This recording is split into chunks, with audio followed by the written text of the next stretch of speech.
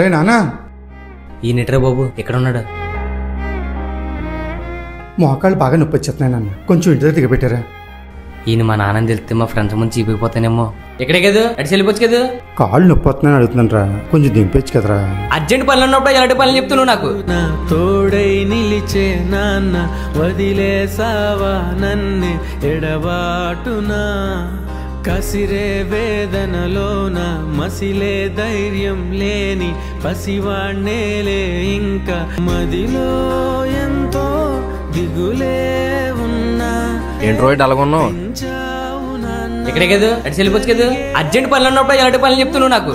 మా నాన్న అలాగన్నందుకు ఏదో తెలియని బాధ మామ. రేపు పొద్దున్న నీకు కొడుకు పుడితే ఆడు నీలాగే నిన్నంటే.